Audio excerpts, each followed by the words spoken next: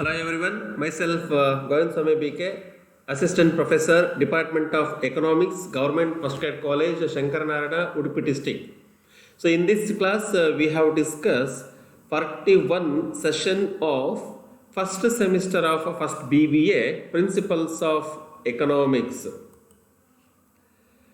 Chapter number 4, Theory of Production.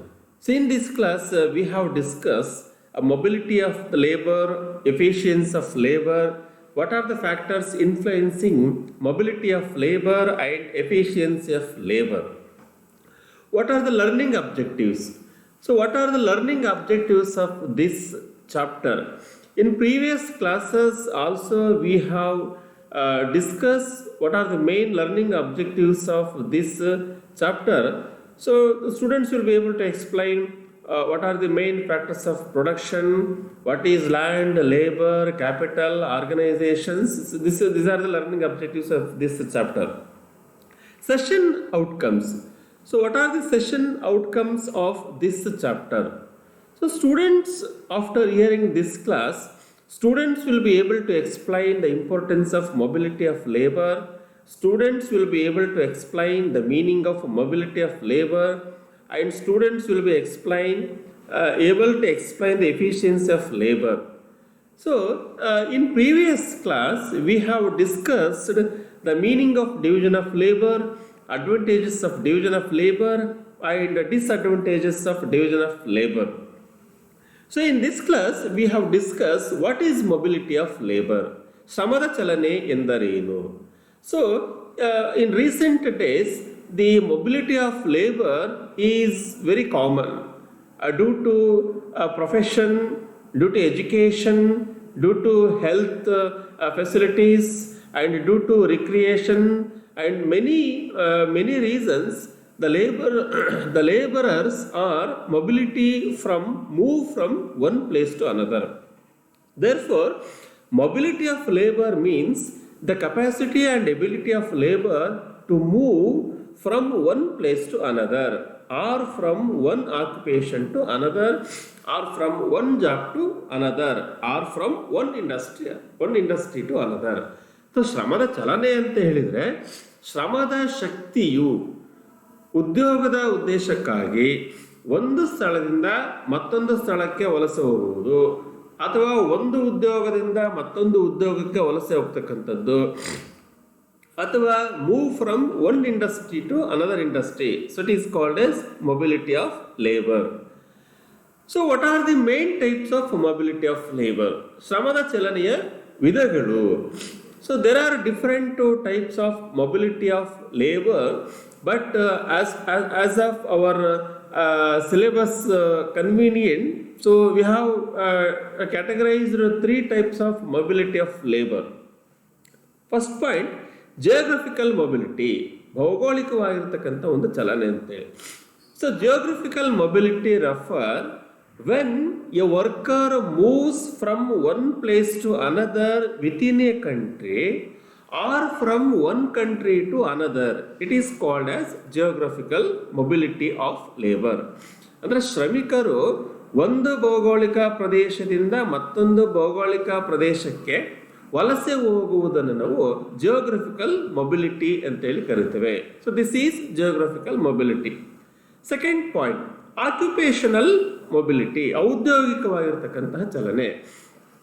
So occupational mobility means the movement of workers from one occupation to another. ಔದ್ಯೋಗಿಕ ಚಲನೆ ಅಂತ ಹೇಳಿದ್ರೆ ಒಂದು ಉದ್ಯೋಗದಿಂದ ಮತ್ತೊಂದು ಉದ್ಯೋಗಕ್ಕೆ ಚಲಿಸುವುದಕ್ಕೆ ನಾವು ಔದ್ಯೋಗಿಕ ಚಲನೆ ಅಂತೇಳಿ ಕರಿತೇವೆ. ಸೇ ಫಾರ್ ಎಕ್ಸಾಂಪಲ್, ಕೆಲವರು ಒಂದು ಉದ್ಯೋಗದಿಂದ ಮತ್ತೊಂದು ಉದ್ಯೋಗಕ್ಕೆ ಬದಲಾಯಿಸುವಂತಹದ್ದು. So this is the occupational mobility. Number 3, mobility between the industries, ಅಂದರೆ ಕೈಗಾರಿಕೆಗಳ ಮಧ್ಯೆ ಚಲನೆ. This mobility is the movement of labour from one industry to another. The same occupation is industrial mobility.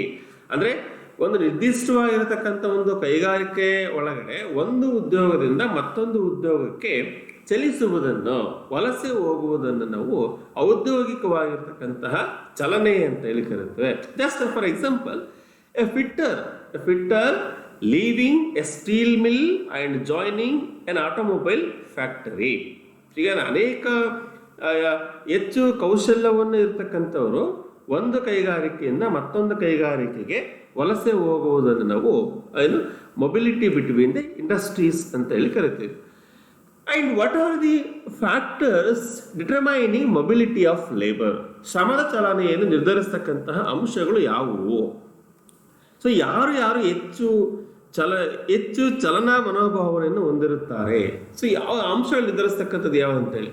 So many of the factors determining mobility of labour, say for example education, training, skilful, and then social background and unemployment and attraction of the infrastructural facilities and advertisement and high wage. So many things are determining factors of mobility.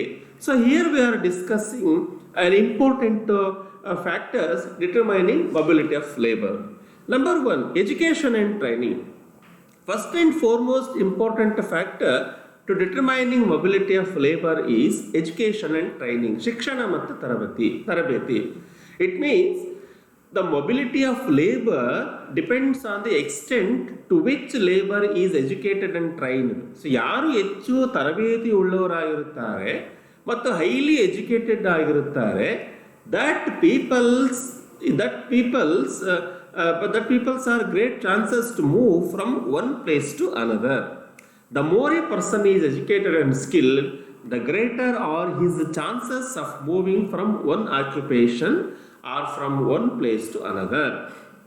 Say for example, throughout the world, ಜಗತ್ತಿನಾದ್ಯಂತ ಭಾರತದ ವೈದ್ಯರುಗಳು, engineers, nurses, teachers and then ಅನೇಕ ಉದ್ಯೋಗಗಳನ್ನು ಮಾಡತಕ್ಕಂಥವರು ವಿಶ್ವದಾದ್ಯಂತ ಕಂಡು ಬರ್ತಾರೆ ಅಂತಕ್ಕಂಥದ್ದು. So therefore training and education is the most important factor to determining the mobility of labor. And second point is social setup, ಸಾಮಾಜಿಕವಾಗಿರ್ತಕ್ಕಂಥ ಒಂದು ಸ್ಥಾನಮಾನ. The mobility of labor also depends upon the social setup. A society dominated by caste system and joint family system lacks in mobility of labor. ಯಾವ ಸಮಾಜದಲ್ಲಿ ಹೆಚ್ಚು ಅವಿಭಕ್ತ ಕುಟುಂಬ system ಇರುತ್ತದೆ ಮತ್ತು ಜಾತಿ ಪದ್ಧತಿ ಅಂತಕ್ಕಂಥದ್ದು ಇರುತ್ತದೆ, ಸೊ ಅಂತಹ ಸಮಾಜದಲ್ಲಿ ಈ ಮೊಬಿಲಿಟಿ ಆಫ್ ಲೇಬರ್ ಅಂತಕ್ಕಂಥದ್ದು ಕಡಿಮೆ ಪ್ರಮಾಣದಲ್ಲಿ ಇರುತ್ತದೆ. But where the joint family and caste system do not exist or have disintegrated, the mobility of labour is increases. ಈಗ ಸೇ ಫಾರ್ ಎಕ್ಸಾಂಪಲ್, ಈಗ ನಮ್ಮದು ಒಂದು ಫ್ಯಾಮಿಲಿ ಅಟ್ಯಾಚ್ಮೆಂಟ್ ಇರ್ಬೋದು, ಆ್ಯಂಡ್ ದೆನ್ ಕ್ಯಾಸ್ಟ್ ಮ್ಯಾಟರ್ ಆಗಿರ್ತಕ್ಕಂಥದ್ದು ಇರ್ಬೋದು, and then some of the peoples are very homesick nature. So that peoples are having less chance to mobility of labor from one place to another. Number 4, means of transport, ಸಾರಿಗೆಯ ಒಂದು ವ್ಯವಸ್ಥೆ. So ಶ್ರಮದ ಚಲನೆ ಹೆಚ್ಚಾಗಿರಬೇಕು ಅಂತ ಹೇಳಿದರೆ transportation system ಉತ್ತಮವಾಗಿರ್ಬೇಕು ಅಂತೇಳಿ. Well developed means of transport and communications encourage mobility of labour. The worker knows that in case of emergency at home, he can easily communicate with his father, phone, or travel back by train within the country or by aeroplane if he is abroad. ಈಗ ಹೆಚ್ಚು ಸಾರಿಗೆ ವ್ಯವಸ್ಥೆ ಉತ್ತಮವಾಗಿ ಕೂಡಿದ್ದರೆ ಶ್ರಮಿಕರು ಒಂದು ಕಡೆಯಿಂದ ಮತ್ತೊಂದು ಕಡೆಗೆ ಚಲಿಸಲಿಕ್ಕೆ ಅದು ಸಹಾಯಕ ಆಗ್ತದೆ ಅಂತಕ್ಕಂಥದ್ದು. ನಂಬರ್ 5, ಇಂಡಸ್ಟ್ರಿಯಲೈಸೇಷನ್, ಕೈಗಾರಿಕೀಕರಣ. So in the recent days, most people move where the place is more industrialized. ಅಂದರೆ ಯಾವ ಒಂದು ಪ್ರದೇಶ ಅಥವಾ ನಗರ ಹೆಚ್ಚು ಕೈಗಾರಿಕೀಕರಣವಾಗಿರುತ್ತದೆಯೋ ಅಂತಹ ಕಡೆ ಹೆಚ್ಚು ಶ್ರಮಿಕರು ಒಂದು ಕಡೆಯಿಂದ ಮತ್ತೊಂದು ಕಡೆಗೆ ಚಲಿಸ್ತಕ್ಕಂಥ ಒಂದು ಪಾಸಿಬಿಲಿಟೀಸ್ ಹೆಚ್ಚಾಗಿರ್ತದೆ ಅಂತಕ್ಕಂಥದ್ದು. ದೇರ್ಫೋರ್ ಈ ರೂರಲ್ ಏರಿಯಾಗಳಿಂದ ಆ್ಯಂಡ್ ದೆನ್ ಸೆಮಿ ಅರ್ಬನ್ ಏರಿಯಾಸ್ಗಳಿಂದ ಈ ಕ್ಯಾಪಿಟಲ್ ಸಿಟಿ ಪ್ಲೇಸಸ್ಗಳ ಕಡೆ ಆ್ಯಂಡ್ ದೆನ್ ಮೆಟ್ರೋಪಾಲಿಟನ್ ಸಿಟೀಸ್ಗಳ ಕಡೆ ಈ division what it call the mobility of labour ಅಂತಕ್ಕಂಥದ್ದು ಹೆಚ್ಚಾಗಿರ್ತದೆ ಅಂತ ಹೇಳಿ ಕರೆದು. So these are all the factors determining mobility of labour. So next topic is efficiency of labour, ಶ್ರಮದ ಒಂದು ದಕ್ಷತೆ ಅಂತಕ್ಕಂಥದ್ದು. ಸೊ ಶ್ರಮಿಕರ ದಕ್ಷತೆ, what is efficiency of labour? By efficiency of labor, we mean the productive capacity or productivity of labor.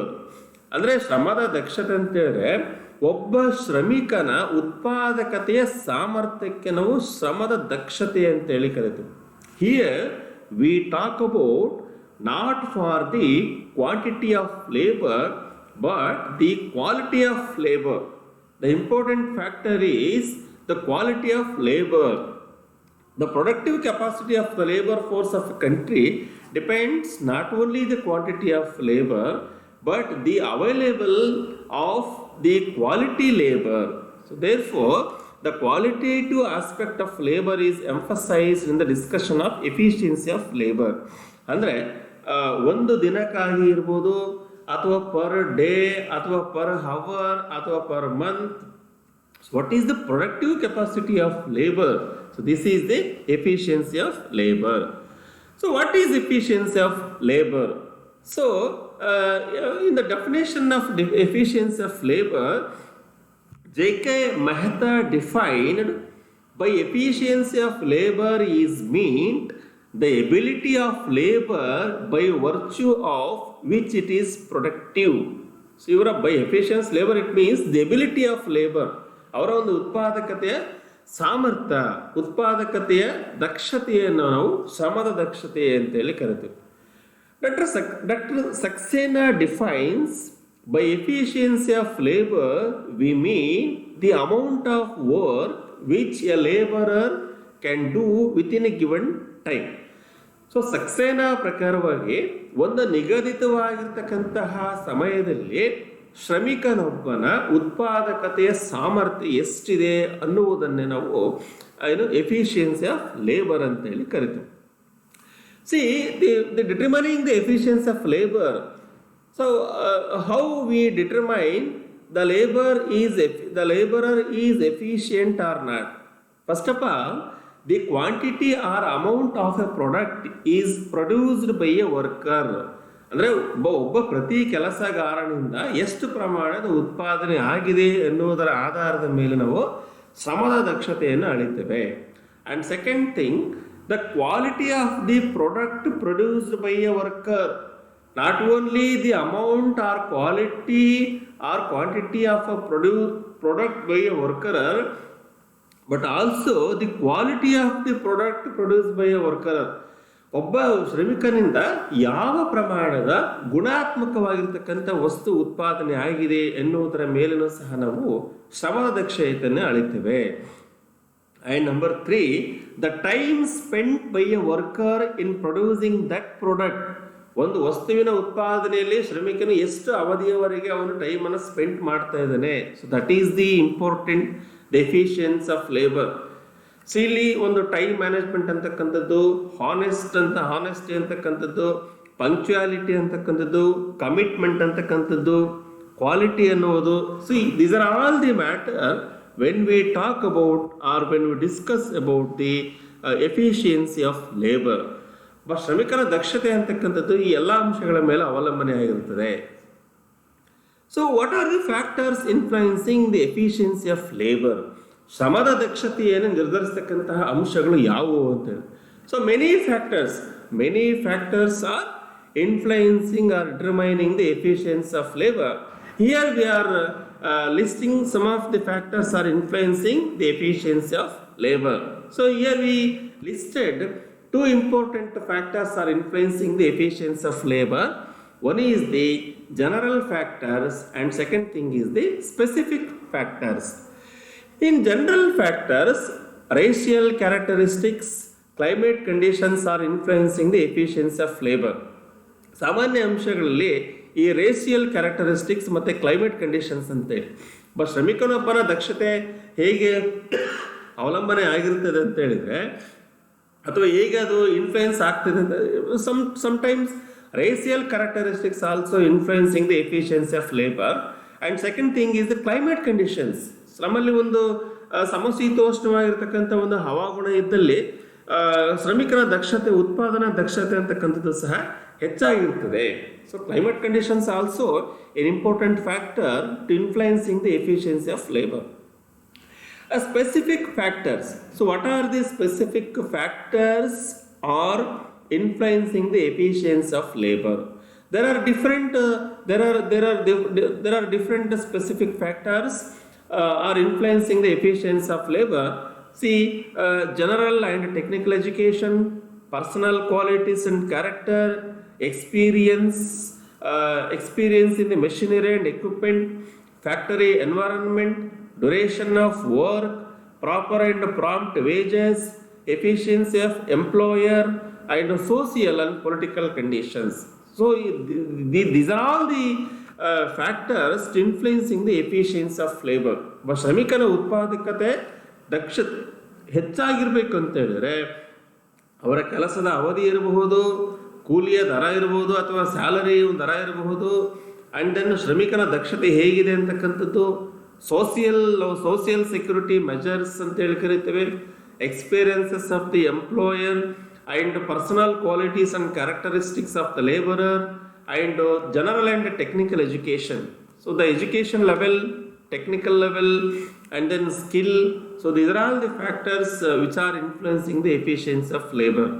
Therefore ಶ್ರಮದ ದಕ್ಷತೆ ಎನ್ನುವುದು ಒಬ್ಬ ಶ್ರಮಿಕನ ದಕ್ಷತೆ ಎನ್ನುವುದು ಈ ಎಲ್ಲ ಅಂಶಗಳ ಮೇಲೆ ಅವಲಂಬನೆ ಆಗಿರುತ್ತದೆ. ಇದರ ಜೊತೆಗೆ ಶ್ರಮದ ದಕ್ಷತೆ ಅಂತಕ್ಕಂಥದ್ದು ಒಬ್ಬ ಕಾರ್ಮಿಕನ ಈ ದೈಹಿಕ ಮತ್ತು ಮಾನಸಿಕ ಆರೋಗ್ಯದ ಮೇಲೂ ಸಹ ಡಿಪೆಂಡ್ ಆಗಿರ್ತಕ್ಕಂಥದ್ದು. ಮಾನಸಿಕವಾಗಿ ಆರೋಗ್ಯವಾಗಿರಬೇಕು, ದೈಹಿಕವಾಗಿ ಆರೋಗ್ಯವಾಗಿರಬೇಕು, ಮತ್ತು ಉತ್ಪಾದನಾ ಸಾಮರ್ಥ್ಯ ಹೆಚ್ಚಿಸಲಿಕ್ಕೆ ಆರೋಗ್ಯಕರವಾಗಿರ್ತಕ್ಕಂಥ ಒಂದು ಅಟ್ಮಾಸ್ಫಿಯರ್ ಸಹ ಇರಬೇಕು. ಸೊ ಇವೆಲ್ಲವುಗಳ ಒಟ್ಟಾಗಿ ಸೇರಿಸಿ ನಾವು specific factors which are influencing the efficiency of labours ಅಂತೇಳಿ ಕರಿತೇವೆ. So these are all the references for our further studies. Thank you one and all.